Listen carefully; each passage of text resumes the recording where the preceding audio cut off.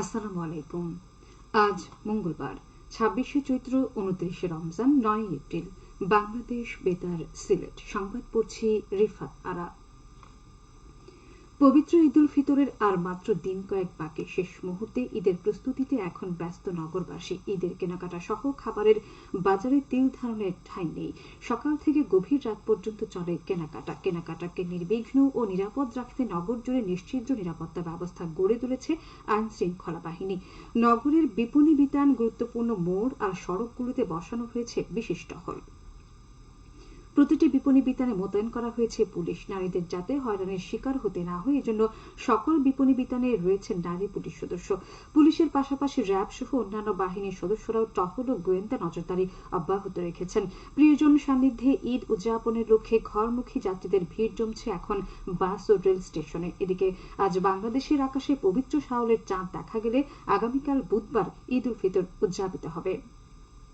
আর বাংলাদেশের কোথাও চাঁদ দেখা না গেলে আগামীকাল রমজান মাসের ৩০ দিন পূর্ণ হবে। সেক্ষেত্রে ঈদ উদযাপিত হবে বৃহস্পতিবার।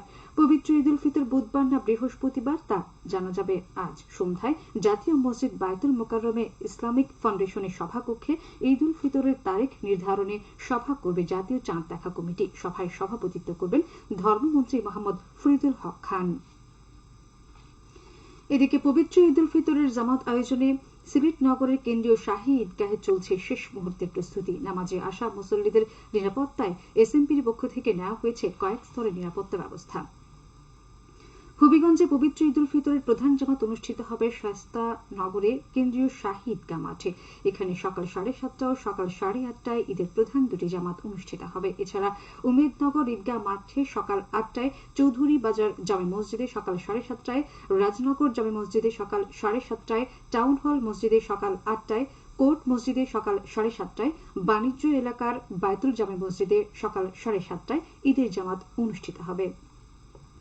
এদিকে জেলার চুনুরঘাট সদর ঈদগাহ মাঠে সকাল 7:30টায়, সকাল 8:30টায় প্রধান জামাত অনুষ্ঠিত হবে।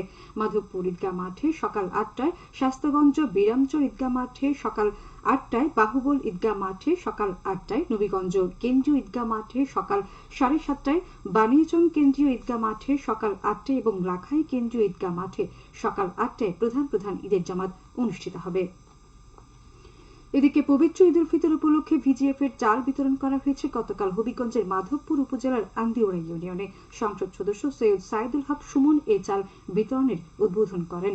ইউনিয়নের প্রায় ১৫০০ কার্ডধারীকে এ চাল দেওয়া হয়। পরে মাধবপুরে ঘূর্ণিঝড়ে ক্ষতিগ্রস্ত শতাধিক পরিবারের মধ্যে ৩ বান্ডেল করে টিন ও ৩,০০০ করে টাকা বিতরণ করা হয়।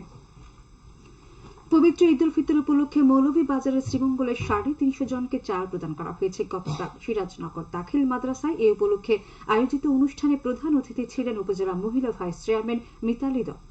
স্বেচ্ছাসেবী সংস্থা সোশ্যাল এইডের অর্থায়নে এর আয়োজন করে ম্যাক বাংলাদেশ। অপরদিকে সিলেটের বিয়ানীবাজারে অসচ্ছল ১০০ পরিবারকে নগদ অর্থ প্রদান করা হয়েছে। গতকাল উপজেলার মাথিউরা ইউনিয়ন পরিষদে উপকারভোগী প্রত্যেকের হাতে ১,০০০ টাকা করে তুলে দেন ইউপি চেয়ারম্যান মোহাম্মদ আমান উদ্দিন। মাথিউরা ওয়েলফেয়ার ট্রাস্ট ফ্রান্স এই উদ্যোগ নেয়।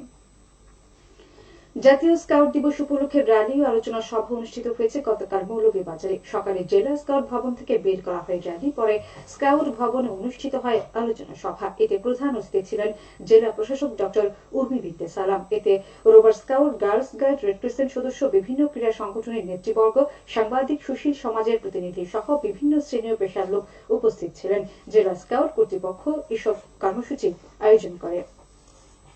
এখন শুনুন কৃষি সংবাদ। সিলেট বিভাগে পতিত ১৩,০০০ হেক্টর জমি চাষের আওতায় আনয়ন ও সমন্বয় পদ্ধতিতে চাষাবাদের জন্য ৫০ জন কৃষকদের মাঝে ব্রি ৯৮ ধান বীজ বিতরণ করা হয়েছে গতকাল মৌলভীবাজারের কমলগঞ্জে। এ উপলক্ষে আয়োজিত অনুষ্ঠানে ৫০ জন কৃষককে ৫ কেজি করে বীজ দেওয়া হয়। কৃষি বিভাগ এই উদ্যোগ নেয়। খেলার খবর, ক্রিকেট।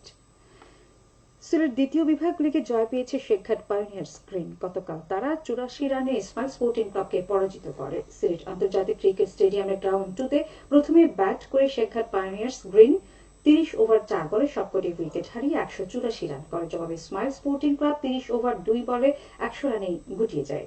সেহরি ও ইফতারের সময়সূচি।